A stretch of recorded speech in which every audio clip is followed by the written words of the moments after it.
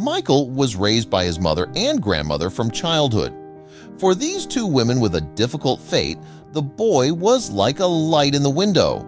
The mother worked 2 jobs and was often not at home so that her son would have everything no worse than others.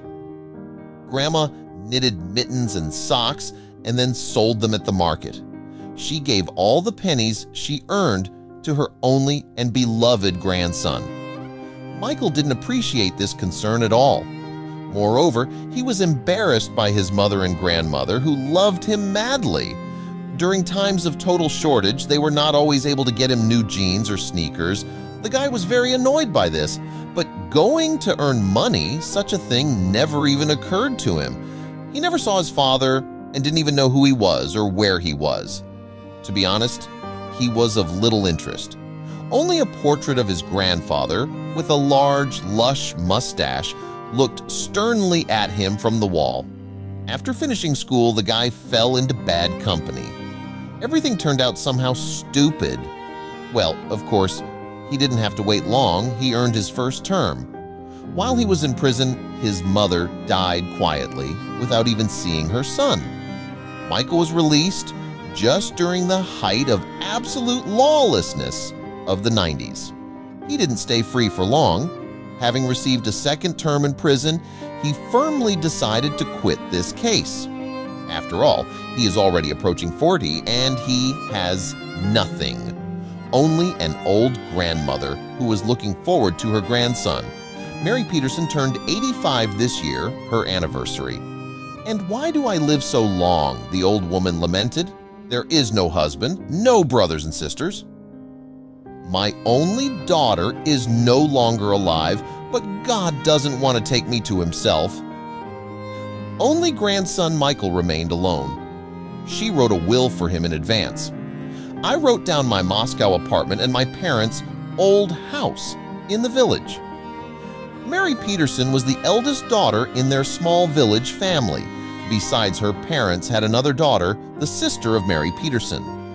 At the age of 18, after waiting for her younger sister to grow up, she and 2 friends left the village for the capital, for a better life, as they say. "In Moscow, I got a job at a factory and lived in a dormitory. Fun and simple." Then at 22, she married a military engineer. Soon, a daughter was born. The 3 of us lived in a communal apartment for 10 years and finally got a 2-room apartment in a good area of the capital. She did not forget her parents in the village. Every summer, I was in a hurry to go on vacation to my homeland, help with haymaking and gardening. My sister lived with her old parents and never got married. The parents somehow gradually left, one by one, followed by the younger sister. After a while, my grandson Michael was born and life seemed to sparkle with new colors. When the guy grew up, everything went wrong. Prison, death of daughter. Mary Peterson buried everyone, but she herself still lives. Why? She asked herself this question again and again. After his imprisonment, the grandson brought his girlfriend to the apartment. He met her through correspondence. The woman was delighted and accepted her grandson's bride as her own. At first, we seemed to live normally, although there was not enough space in the apartment. Where can you turn around in a 2-room apartment? Time passed. Every summer, Mary Peterson went to her native village in order to rest her soul there and so that the young would not be disturbed. In the summer, when it was warm, it was still possible to live there, but cold weather was a real disaster. The parents' house without owners had by that time completely fallen into disrepair. Needed repairs. The roof was leaking, the fence was leaning, and the stove was crumbling. Mary Peterson had to save money from her pension to repair the house. This seriously angered my daughter-in-law. "If your grandmother won't give us all the money, then we don't have to feed her," she told Michael. "Moreover, very soon a child will be born to us and there is not enough space here, even if your old grandmother lives in her village." Michael resisted at first, but then his nosy girlfriend finally drilled his brains into him. 2 weeks later, returning home from the village, The old woman found her things in the corridor, and the room had already been converted into a nursery. The old woman stood on the threshold and collected the most necessary things, documents, and went back to the village. When will she finally clean up? The daughter-in-law lamented. She was so eager to co-own Moscow real estate. And the plot in the village also cost good money. The house, of course, is a wreck. No one needs it, but the land here is expensive. My daughter-in-law already dreamed. A picturesque village in the Moscow region on the banks of a river, long loved by summer residents. The old woman began to ask her neighbor Kenneth to help her with the housework. At least patch up the roof so it doesn't leak and fix the stove so she can spend the winter in this house. The peasant felt sorry for the old woman, so the woman remained to spend the winter in the village. One day, in late autumn, when the summer residents had left, a cat wandered towards her. Fluffy, so red, with an impudent face. Apparently, they abandoned him here to the mercy of fate. People have played enough. At first he sat on the porch and was modest. Mary Peterson fed the red-haired little one, either pouring milk or treating him to fish. Then she invited him into the house to warm himself by the stove, and so he took root in the hut.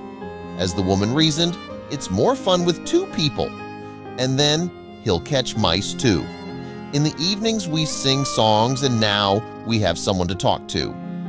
After a week of living together, the cat brought a dog of an unidentified breed to the doorstep of an old friend.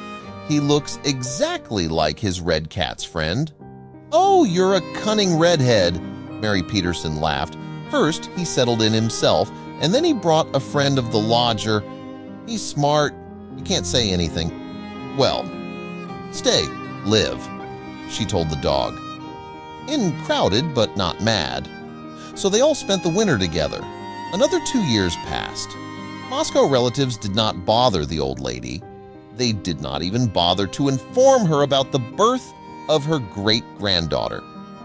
Mary Peterson learned about this event from friends 6 months after the girl was born. She herself never went to the capital again. "I didn't want to disturb the peace of my grandson. Let them have harmony in the family." After 2 years, the old woman died quietly in her lonely bed. There were only a faithful cat and a dog nearby. The grandson didn't even come to bury his grandmother. Neighbor Kenneth organized a funeral and wake for the deceased. We did it together with our fellow villagers. They remembered my grandmother with kind words for her kindness and humility.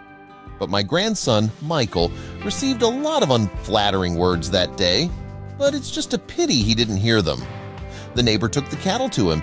He shouldn't abandon the orphans on the street. They will not survive another betrayal and wandering. The neighbor's animals lived well, but every day he found them on the porch of the neighbor's house.